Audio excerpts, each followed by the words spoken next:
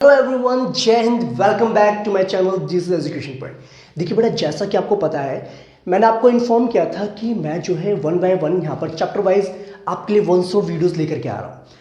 Chapter number 4 कार्बनिक compounds का मैं डीपली एक्सप्लेनेशन आपको ऑलरेडी प्रोवाइड कर चुका हूँ। अगर आपने वो वीडियो नहीं देखी है तो लिंक बेटा आपको डिस्क्रिप्शन में मिल जाएगी।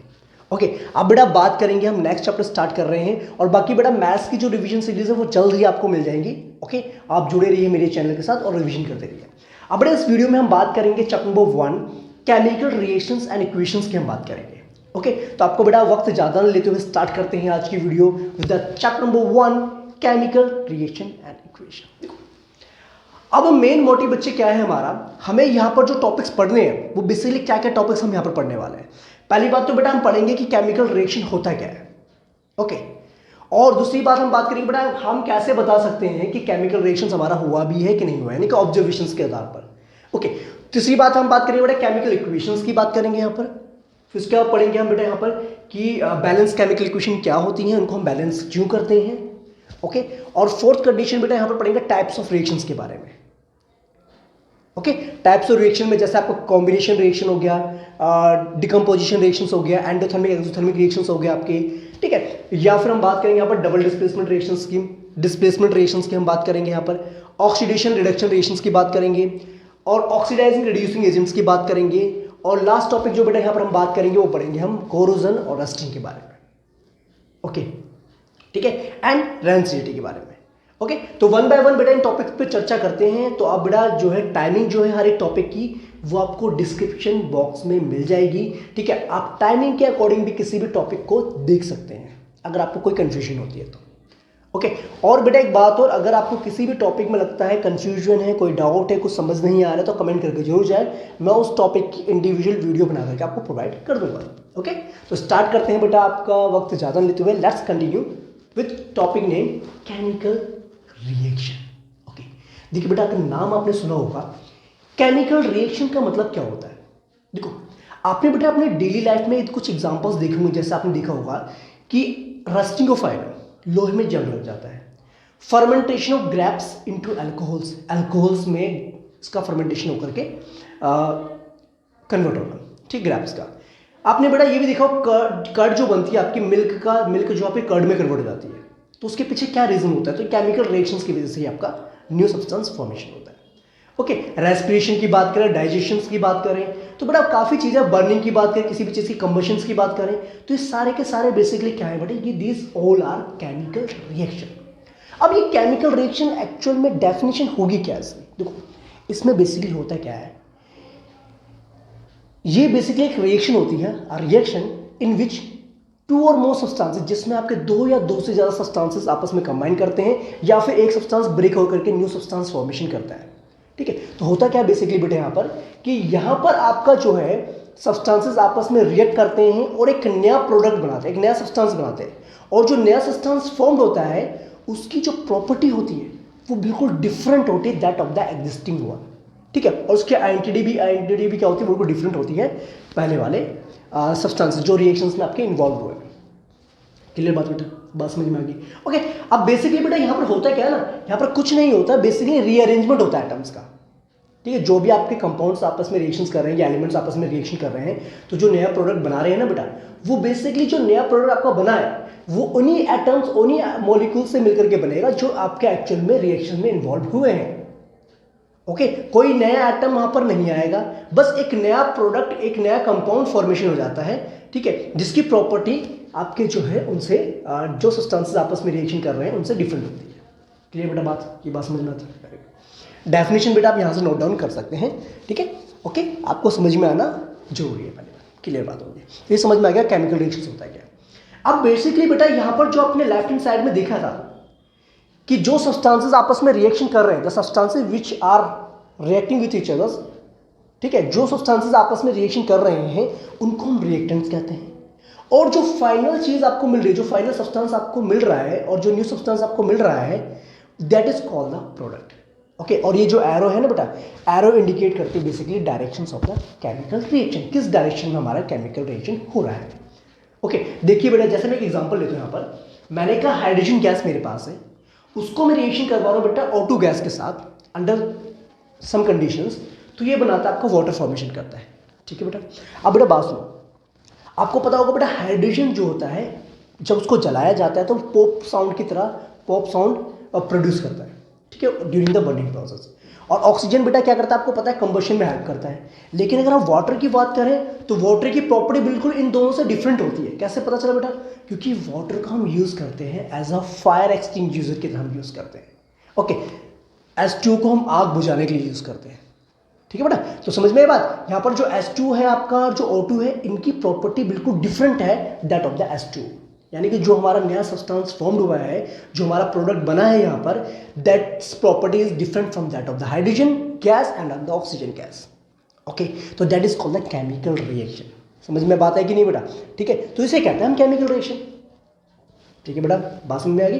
ठीक है, ये नहीं कि बेटा आपने सपोज कीजिए एक गिलास में पानी लिया, उसमें आपने 1 चम्मच शुगर को ऐड कर दिया और उसको आपने डिसॉल्व कर दिया। That's not called a chemical reaction. वो केमिकल रिएक्शन नहीं है, उसे कहते हैं डिसोल्यूशन, कहते हैं सॉल्यूशन कहते हैं हम। ठीक है, वो आपका फिजिकल चेंज होता है। ओके, उसमें कोई नया सब्सटेंस नहीं बना है, उसमें बेसिकली क्या बना है, वो शुगर सिरप बन गया।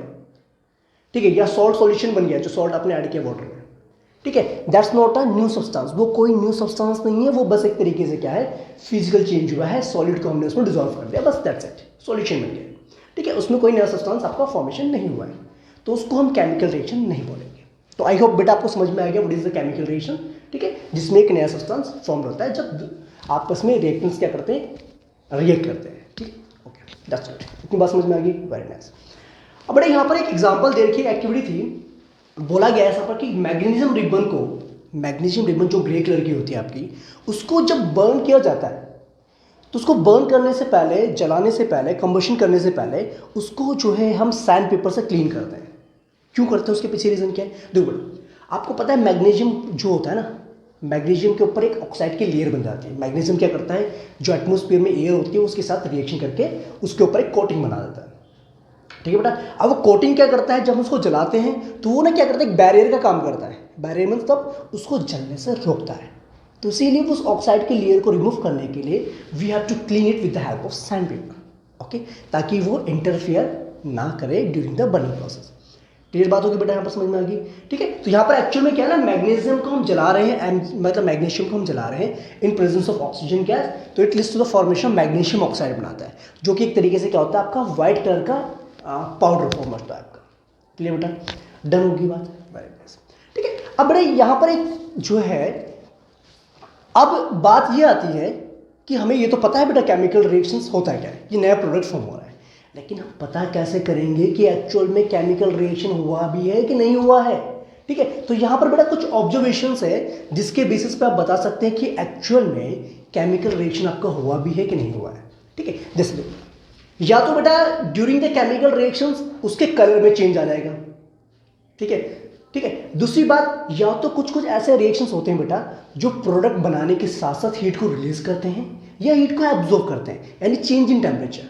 ठीक है, आपका जो भी आपका क्या कहते हैं, रिएक्शंस के दौरान जो भी आपने वेसल यूज़ किया है, जो भी आपने इंस्ट्रूमेंट यूज़ किया है ना बेटा, उसमें टेम्परेचर अगर चेंज आता है, मतलब हीट रिलीज होती है, गर्म हो जाता है, ठंडा हो जाता है, तो डेट मीन्स वहाँ पर केमिकल रिएक्शन हुआ है।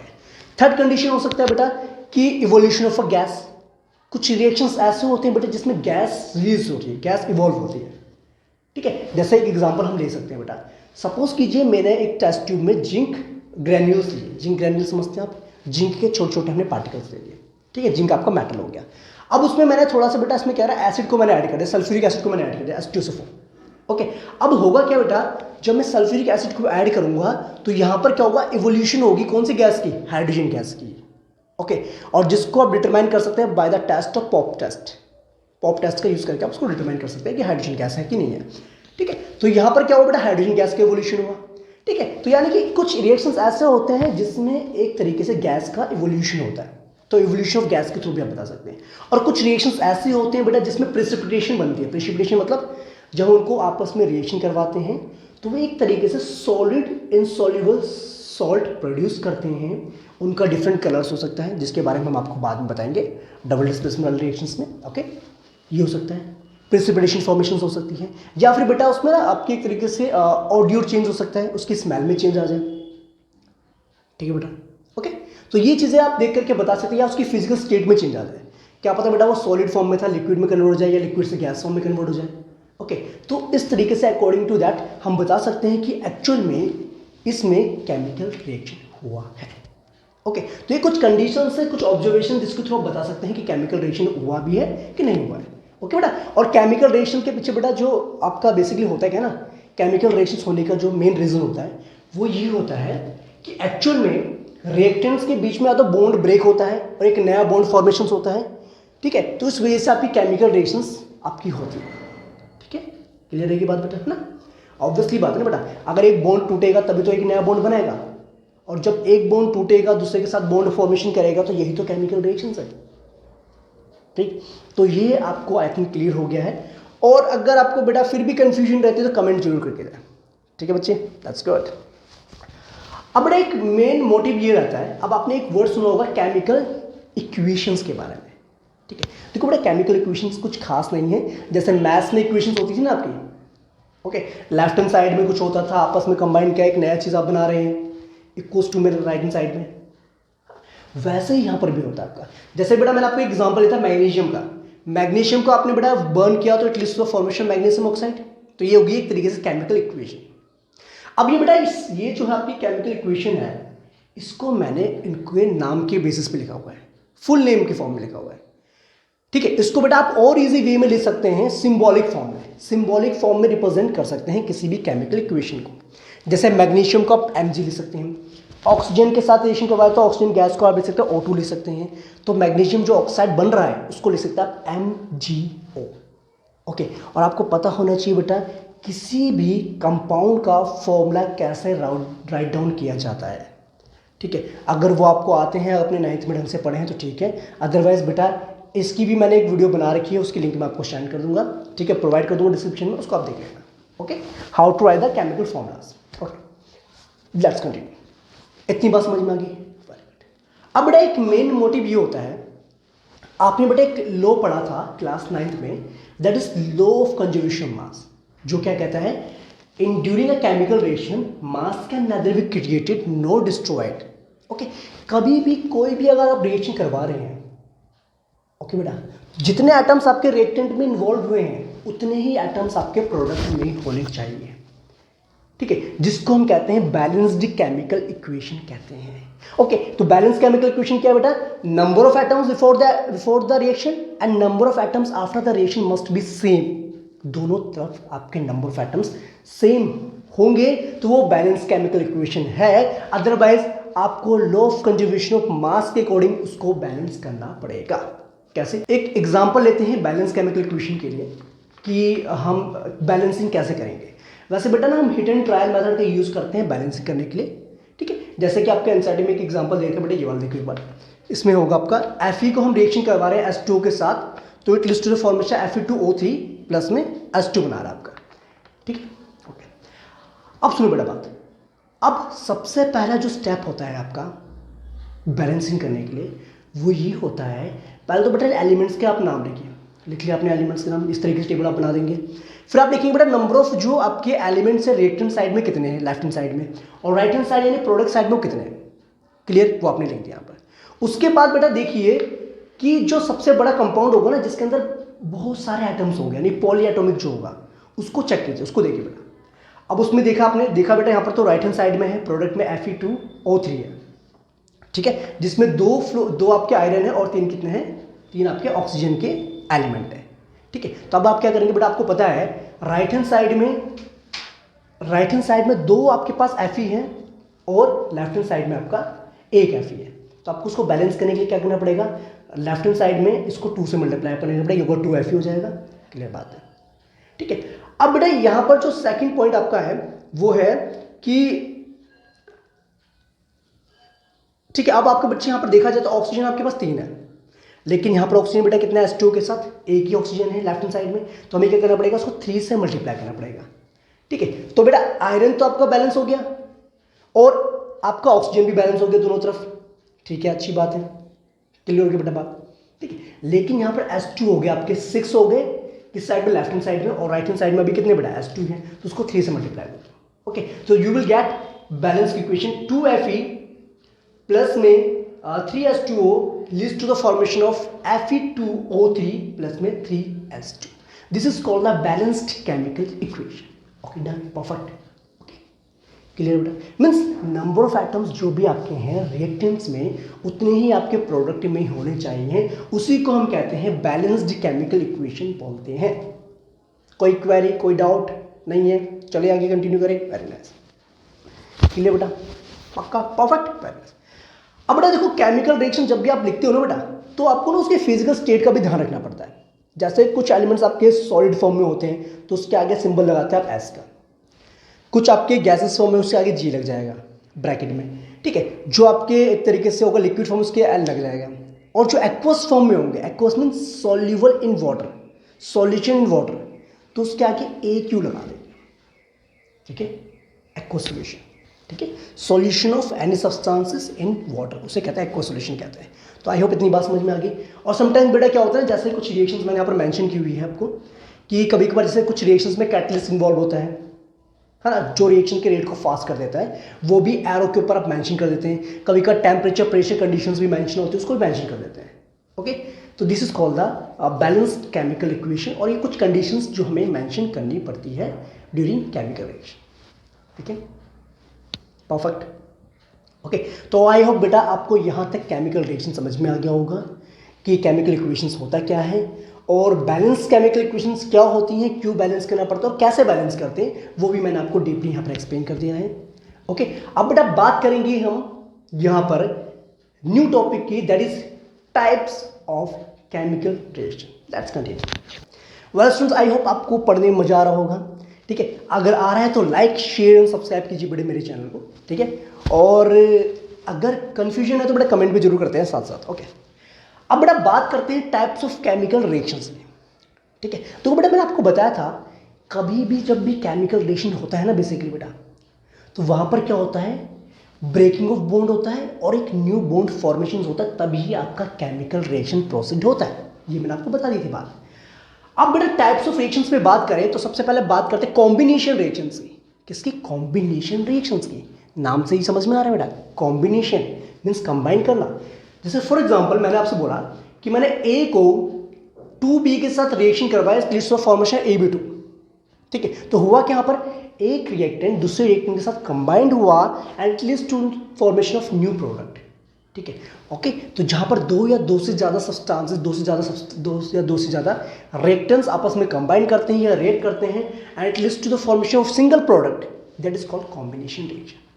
ओके बेटा, क्लियर. जैसे यहाँ पर कुछ एग्जांपल्स मैंने यहाँ पर मेंशन किए हुए हैं. फॉर एग्जांपल जैसे मेरे पास क्विकलाइम है. क्विकलाइम समझते हैं आप? चूना. Quicklime calcium oxide. अब कैल्शियम ऑक्साइड को बेटा अगर आप वाटर में आप ऐड करेंगे, ठीक है, तो उसमें होता है क्या ना बेटा, it leads to the formation of calcium hydroxide, जिसको हम स्लैग्ड लाइम भी बोलते हैं, लाइम वाटर भी बोलते हैं. ओके. और साथ में ये क्या करता है, एनर्जी को रिलीज करता है, यानी कि हीट को इवॉल्व करता है. ओके. ठीक है बेटा, क्लियर बात समझ में आ गई. Okay done. दूसरी बात बेटा, यहीं पर मैं आपको बताता हूँ एक्सोथर्मिक रिएक्शंस के बारे में. ठीक है. जैसा कि बेटा मैंने आपको बताया था, क्विकलाइम को जब आपने वाटर में ऐड किया था तो यहाँ पर क्या होता है ना, एनर्जी रिलीज होती, हीट एनर्जी रिलीज होती, मतलब टेम्परेचर जो होता है उसका बढ़ जाता है, गर्म हो जाता है वो आपका. ठीक है. टेस्ट ट्यूब या जिस भी उसमें आप एक्सपेरिमेंट करें, बीकर वगैरह में जिसमें भी एक्सपेरिमेंट कर रहे हैं ना, तो एक्चुअली बेटा क्या होता है ना, इवोल्यूशन ऑफ एनर्जी होना या रिलीज ऑफ एनर्जी होना, उसको कहते हैं हम एक्सोथर्मिक रिएक्शन कहते हैं. Okay. Means the reaction in which energy is released in the form of heat, light. Okay. Heat की फॉर्म में भी एनर्जी रिलीज हो सकती है, लाइट की फॉर्म में भी एनर्जी रिलीज हो सकती है. ओके. या आई थिंक साउंड की फॉर्म में भी एनर्जी रिलीज हो सकती है, ठीक है. जिसमें एनर्जी रिलीज हो रही है ना with the product, with the formation product के फॉर्मेशन के साथ साथ एनर्जी रिलीज हो रही है, तो that type of reaction is called exothermic reaction. जैसा कि मैंने अभी आपको एग्जांपल बता दिया, कोई दिक्कत की बात नहीं. ठीक है. वही चीज बेटा अगर बात करें ना, अगर आपको पता है रेस्पिरेशन के बारे में आपने सुना होगा, रेस्पिरेशन प्रोसेस को भी हम एक्सोथर्मिक रिएक्शन बोलते हैं. क्यों बोलते हैं? बट आपको पता है जब आप कोई फूड सैंपल को इनटेक करते हैं, खाते हैं, तो उसमें कार्बोहाइड्रेट होता है, फैट होता है, विटामिन होता है, मिनरल्स होता है, प्रोटीन्स होते हैं. ओके. और आपको पता है वो आपको डिसोसिएशन होने के बाद अलग अलग उसमें कंपोनेंट्स में डिवाइड हो जाता है. ठीक है. और कार्बोहाइड्रेट पहुंच जाता है बेटा आपके कहाँ पर, carbohydrate in the form of glucose, break down होकर के ना ग्लूकोज की फॉर्म में आपके सेल्स के पास पहुंच जाता है. ओके, और ऑक्सीजन जो है रेस्पिरेशन से वो भी आपके सेल के पास पहुंच जाता है। ओके, और ऑक्सीजन क्या करता है बेटा, ग्लूकोज के मॉलिक्यूल को ब्रेक डाउन करके CO2 गैस फॉर्मेशन करता है, वाटर फॉर्मेशन करता है, और साथ में एनर्जी रिलीज करता है। और जो एनर्जी आपकी बॉडी के अंदर, आपके सेल्स के अंदर, ठीक है, माइटोकॉन्ड्रिया में ATP की फॉर्म में स्टोर रहती है। ओके, क्लियर कि नहीं? तो एनर्जी जब रिलीज हो रही है तो कौन सा रिएक्शन हो बढ़ेगा? ऑब्वियसली बात है एक्सोथर्मिक रिएक्शन हुआ, क्योंकि इसमें एनर्जी रिलीज हो रही है, और जिस रिएक्शंस में प्रोडक्ट फॉर्मेशन के साथ साथ एनर्जी रिलीज होती है, that process is called exothermic reaction. It's clear not? That's done, perfect, no doubt. अब बेटा बात करते हैं डीकंपोजिशन रिएक्शन। देखो नाम समझ में आ रहा है, डीकंपोज मतलब ब्रेक डाउन होना। ओके, ऐसे रिएक्शन जिसमें आपके जो रिएक्टेंट होता है, एक सिंगल रिएक्टेंट ब्रेक डाउन होकर के दो या दो से ज्यादा प्रोडक्ट फॉर्मेशन करता है, that type of reactions called decomposition reaction. और ये बेटा बहुत इंपॉर्टेंट टॉपिक है, यहां से क्वेश्चन डेफिनेटली देखने को मिलते हैं एग्जाम में। ओके, अब बेटा डीकंपोजिशन रिएक्शन आई थिंक आपको समझ में आ गया, ठीक है। जैसे एग्जाम्पल हम यहाँ पर ले सकते हैं, ठीक। अब एग्जाम्पल सपोज कीजिए मेरे पास था AB2 नाम के कंपाउंड था। अब मैंने इसमें एनर्जी दे दिया। अब एनर्जी बेटा लाइट की फॉर्म में हो सकता है, हीट की फॉर्म में हो सकता है, it can be in the form of electricity की फॉर्म में भी हम इसको एनर्जी दे सकते हैं। ओके, तो हमने प्रोवाइड करी, एनर्जी प्रोवाइड करी, ये ब्रेक डाउन होकर के AB और O2B की फॉर्म में ब्रेक डाउन हो गया। Okay, this is called the exothermic, sorry this is called the decomposition reaction. Okay बेटा, अब बेटा जिन भी रिएक्शंस में आप एनर्जी को एब्जॉर्ब करवा रहे हैं, अब देखो बेटा यहाँ पर एनर्जी दे रहे हो ना, हीट की फॉर्म में दे रहे हैं या लाइट की फॉर्म में दे रहे हैं या फिर इलेक्ट्रिसिटी की फॉर्म में आप उसको एनर्जी प्रोवाइड कर रहे हैं ताकि ब्रेक डाउन हो। तो इसका मतलब बेटा आप एनर्जी जब दे रहे हैं, कोई भी रिएक्टेंट्स अगर आपका एनर्जी एब्जॉर्ब करने के बाद एक नया प्रोडक्ट फॉर्म करता है तो उस टाइप को रिएक्शन को हम एंडोथर्मिक रिएक्शंस भी बोलते हैं। समझे बात नहीं? ठीक है। ओके, बेसिकली होता है क्या है, the amount of energy absorb, ये कह सकते हैं the reaction in which energy is absorbed during the chemical reaction to form product, that is called endothermic reaction. Clear बात है बेटा? समझ में आएगी बात? अब बेटा यहाँ पर मैं कुछ एग्जांपल्स देता हूं। देखो डिकम्पोजिशन रिएक्शन को बेसिकली बेटा हमने 3 कैटेगरीज में डिवाइड कर रखा है। पहला वाला होता है आपका थर्मल डिकम्पोजिशन रिएक्शन, जिसमें हम डिकम्पोजिशन करवा रहे हैं in the presence of heat, ठीक है। दूसरा आपका आता है इलेक्ट्रोलाइटिक डिकम्पोजिशन रिएक्शन, यानी कि जिसमें हम इलेक्ट्रिसिटी प्रोवाइड करके डिकम्पोजिशन करवा रहे हैं, ब्रेक डाउन करवा रहे हैं, ठीक है। थर्ड आपका आता है बेटा फोटोलाइटिक डिकम्पोजिशन रिएक्शन, जिसमें हम in the presence of light, in the presence of sunlight इसका ब्रेक डाउन करवा रहे हैं। ओके, तो इनके कुछ एग्जांपल्स बताते हैं one by one, I think आपको समझ में आ जाएगा। देखो थर्मल की बात करें बेटा, तो थर्मल में क्या कर रहे हैं, बेसिकली आप हीट प्रोवाइड कर रहे हैं। जैसे एक एग्जांपल में बताता हूँ, मेरे पास है फेरस सल्फेट, ठीक है। फेरस सल्फेट बेटा मेरे पास ग्रीन कलर का ये सब्सटेंस होता है, इसको मैंने टेस्ट ट्यूब में लिया। अब इसको मैंने क्या करा, डायरेक्टली बर्नर के ऊपर हीट करना स्टार्ट कर दिया विद द हेल्प ऑफ, क्या कहते हैं उसको बेटा, टोंग, ठीक है। उसको डायरेक्टली तो पकड़ नहीं सकते, आपका हाथ जल जाएगा, टोंग्स की हेल्प से उसको आप हीट करेंगे डायरेक्टली। तो बेटा होगा क्या ना यहाँ पर, it leads to the formation ferric oxide बनाएगा, जो कहते हैं रेडिश ब्राउन कलर का आपका कन्वर्ट हो जाएगा आपका, ठीक है। साथ में सल्फर डाइऑक्साइड गैस और सल्फर ट्राइऑक्साइड गैस इवॉल्व हो जाएगी। तो हुआ क्या बेटा, यहाँ पर फेरस सल्फेट को ब्रेक डाउन करके हमने Fe2O3 बनाया, SO2 बनाया और साथ में SO3 बनाया। तो ये हो गया decomposition reaction in the presence of heat, thermal decomposition reaction, ठीक है। एक एग्जांपल और ले सकते हैं बेटा, देखिए सपोज कीजिए कैल्शियम कार्बोनेट मेरे पास है।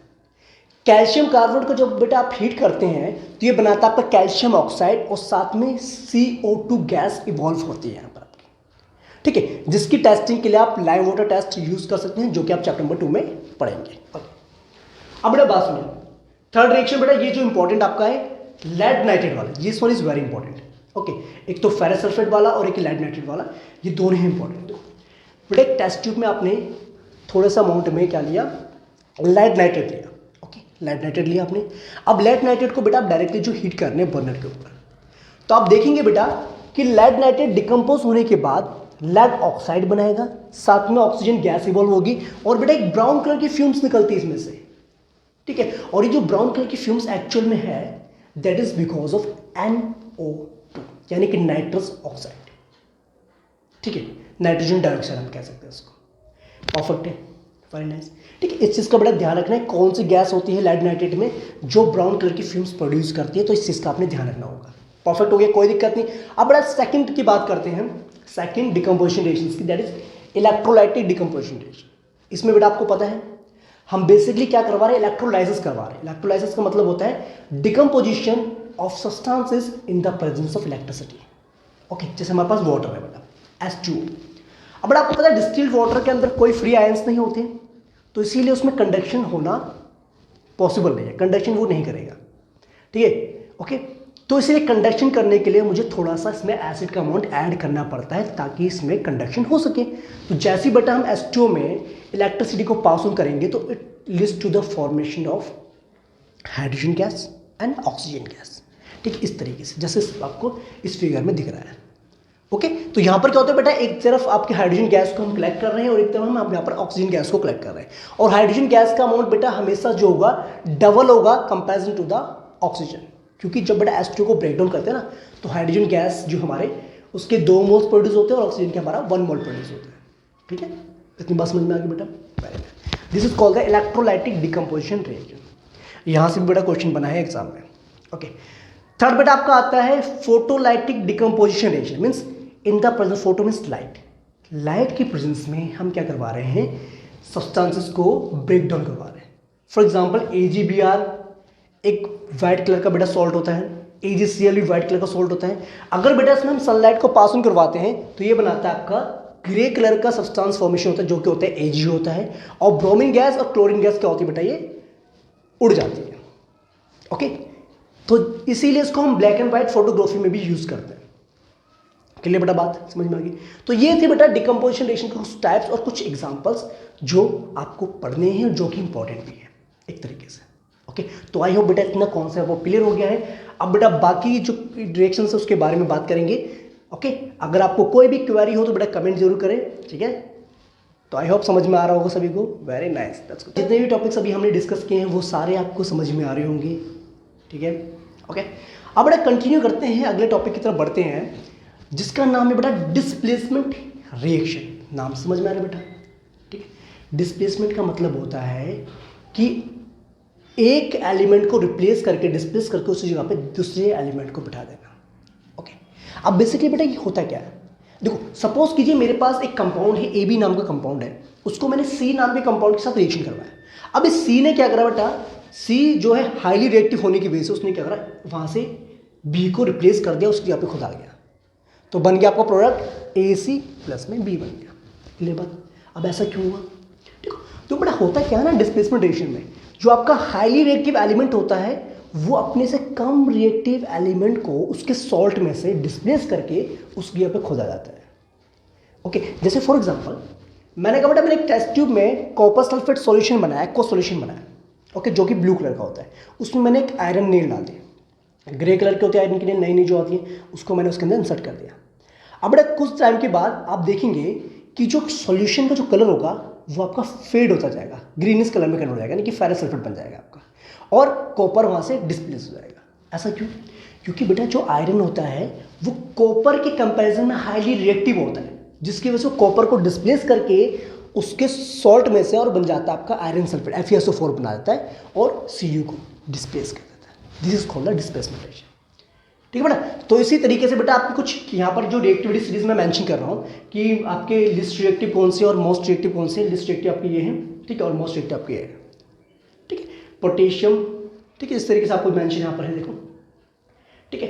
पोटेशियम, फिर उसके बाद आपका आता है sodium, calcium, magnesium, aluminium, zinc, ठीक है, आयरन। इस तरीके की बेटा सीरीज आपको मेंशन है। ये सीरीज आपको पता होना चाहिए कौन सा आपका हाईली रिएक्टिव है, कौन सा आपका हाईली रिएक्टिव नहीं है, ठीक है। तो उसको बेटा याद करने की एक ट्रिक है, वैसे देखो इस तरीके से आप पढ़ सकते हैं कि काना के मसाले आलू जरा फीके पड़े हैं, H4 है, ठीक है, चल हट, Hg के लिए हम हट बोल देते हैं यहाँ पर, चल हट, आगे Ag आ, ए गोल्ड, ठीक है। K फॉर का ना के, कैल्शियम तो हो गया, मसाले यानी कि मैग्नीशियम, आलू मीन्स एल्यूमिनियम, जरा जिंक, फीके आयरन, पड़े लेड, है आपका हाइड्रोजन हो गया, चल यानी कि कॉपर, हट यानी कि मर्क्यूरी, Ag आगे Au आ, ठीक है। तो इस तरीके से आप इसको याद कर सकते हैं। और एक बात का ध्यान रखना बेटा, जो हाईली रिएक्टिव एलिमेंट होगा वो लीस्ट रिएक्टिव एलिमेंट को डिस्प्लेस करके उस जगह पे खुद बैठ जाएगा। ठीक है, जैसे एक एग्जांपल मैं पूछता हूँ बेटा आपसे, सपोज कीजिए आपने जिंक सल्फेट सॉल्यूशन लिया। जिंक सल्फेट सॉल्यूशन बेटा कलरलेस होता है। अब उसके सॉल्यूशन को अगर मैं एल्यूमिनियम की स्पैचुला से उसको स्टर कर सकता हूँ मैं? बताइए। जिंक आलू जला तो आपको पता है बेटा एल्यूमिनियम जो आपका हाईली रिएक्ट होता है जिंक से, ठीक है, तो वो क्या कह रहा है जिंक को डिस्प्लेस कर देगा। इसीलिए बेटा हम जो है एल्यूमिनियम स्पैचुला से जिंक सल्फेट सॉल्यूशन को हम स्टर नहीं कर सकते, ठीक है, क्योंकि हाईली रिएक्टिव होगा। हाईली रिएक्टिव होने की वजह से रिएक्शन हो जाएगा, वहाँ पर रिएक्शन होने के बाद क्या बन जाएगा, एल्यूमिनियम सल्फेट बन जाएगा और जिंक को वहाँ डिस्प्लेस कर देगा। ओके, तो इस चीज़ का आपने ध्यान रखना है। ओके, कौन सा आपका हाईली रिएक्टिव है, कौन सा आपका लिस्ट रिएक्टिव है। क्लियर है की बात? Very nice, done, perfect, that's what. अब सुनो बेटा, अब आता है नेक्स्ट इंपॉर्टेंट टॉपिक जिसको आप कहते हैं डबल डिस्प्लेसमेंट रिएक्शन। अब इसको बेटा क्या था, डिस्प्लेसमेंट था, सिर्फ एक हाईली रिएक्टिव था, उसने डिस्प्ले को लिस्ट रिएक्टिव को डिस्प्लेस कर दिया था। अब यहाँ पर हो रहा है बेटा double displacement. Double displacement means exchange of ions हो रहा है। Exchange of ions means for example मैंने कहा बेटा ए बी को मैं सी डी के साथ रिएक्शन कर रहा हूँ, तो इसने बनाया आपका ए डी और सी बी। ठीक है, तो यहाँ पर क्या होता है बेटा, सिर्फ आयंस का एक्सचेंज हो रहा है, कैटायंस कैटायंस का एनायंस का इनका डिस्प्लेसमेंट हो रहा है आपका। ठीक है, इसे कहते हैं हम डबल डिस्प्लेसमेंट, दो का डिस्प्लेसमेंट हो रहा है यहाँ पर। जैसे फॉर एग्जांपल देखिए, सपोज कीजिए बेटा मेरे पास एक टेस्ट ट्यूब है, मैंने एक टेस्ट ट्यूब में बनाया आपका बैरियम क्लोराइड का सॉल्यूशन बनाया और एक टेस्ट ट्यूब में मैंने सोडियम सल्फेट का सॉल्यूशन बनाया। ठीक है, अब मैंने क्या करा, दोनों को मिक्स कर दिया। ठीक है, तो आप देखेंगे बेटा थोड़ी देर में उसमें एक व्हाइट कलर का प्रेसिपिटेट सेटल डाउन हो जाएगा। जी कहते हैं ना, व्हाइट कलर का इनसॉल्युबल सॉल्ट सेटल डाउन हो जाएगा, जिसको हम कहते हैं प्रेसिपिटेट कहते हैं। और इस टाइप के रिएक्शन को हम प्रेसिपिटेशन रिएक्शन भी कहते हैं, जिसमें ड्यूरिंग द रिएक्शन आपका एक इनसॉल्युबल सॉल्ट फॉर्मेशन होता है। क्लियर? दैट्स ठीक है। अभी जो इनसॉल्युबल सॉल्ट बनाया ना बेटा, वो बेसिकली बना आपका बैरियम सल्फेट का, BaSO4 सॉलिड हो जाएगा आपका। ठीक है, और साथ में बनेगा एक्वस सॉल्यूशन ऑफ NaCl। बाकी आप इसको बैलेंस कर सकते हैं, कोई दिक्कत नहीं। बैलेंस एक एग्जांपल और ले सकते हैं बेटा, देखिए सपोज कीजिए मेरे पास लेड नाइट्रेट का सॉल्यूशन है और एक पोटेशियम आयोडाइड का सॉल्यूशन है, दोनों को मैंने मिक्स किया, तो आप देखेंगे बेटा एक येलो कलर का इनसॉल्युबल सॉल्ट बन जाएगा जो कि होगा लेड आयोडाइड। क्या होगा? Lead iodide. और साथ में जो बनेगा वो क्या बनेगा? Potassium nitrate. ठीक है, जो कि एक्वस सॉल्यूशन की फॉर्म में रहेगा, कोई दिक्कत नहीं। इसे कहते हैं हम डबल डिस्प्लेसमेंट। एक क्वेश्चन और पूछते हैं बेटा एग्जाम में कि सपोज कीजिए मेरे पास ब्लू कलर का सॉल्यूशन कॉपर सल्फेट का, ठीक है, वो तो आपको पता ही है।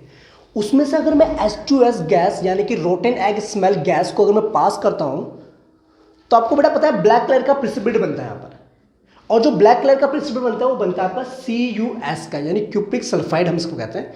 ठीक है, कॉपर सल्फाइड। ठीक है, और साथ में फॉर्मेशन होता है बेटा एक्वस सॉल्यूशन सल्फ्यूरिक एसिड।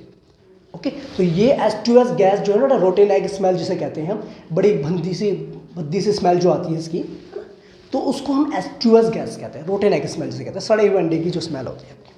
ठीक है, क्लियर? तो इस टाइप के रिएक्शंस को हम कहते हैं बेटा डबल डिस्प्लेसमेंट रिएक्शन कहते हैं, या फिर हम प्रेसिपिटेशन रिएक्शन भी कहते हैं, क्योंकि यहाँ पर आपने देखा इनसॉल्युबल सॉल्ट फॉर्मेशन हो रहा है during the chemical reaction. That's it. Okay, ठीक है बच्चे, तो आई होप बेटा इतना कॉन्सेप्ट आपको क्लियर हो गया है। फिर भी अगर कोई भी क्वेरी हो, कोई डाउट हो, कोई केमिकल रिएक्शन नहीं समझ में आया, तो मुझे जरूर बताएं कमेंट करके।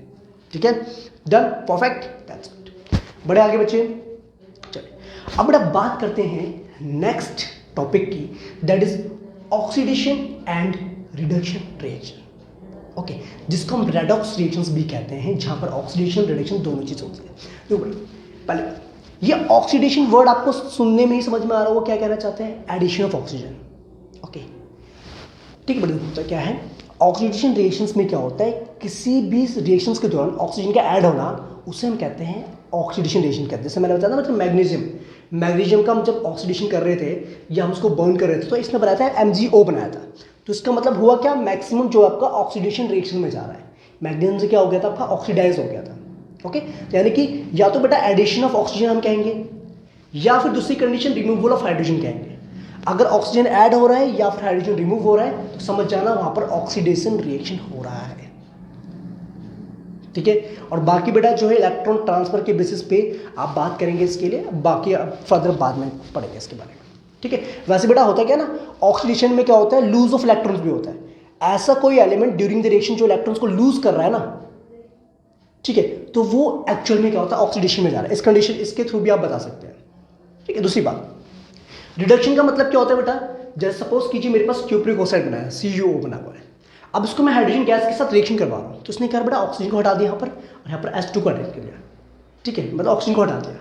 तो रिमूवल ऑफ ऑक्सीजन और एडिशन ऑफ हाइड्रोजन, उसको हम कहते हैं रिडक्शन रिएक्शन कहते हैं। क्या कहते हैं, रिडक्शन रिएक्शन।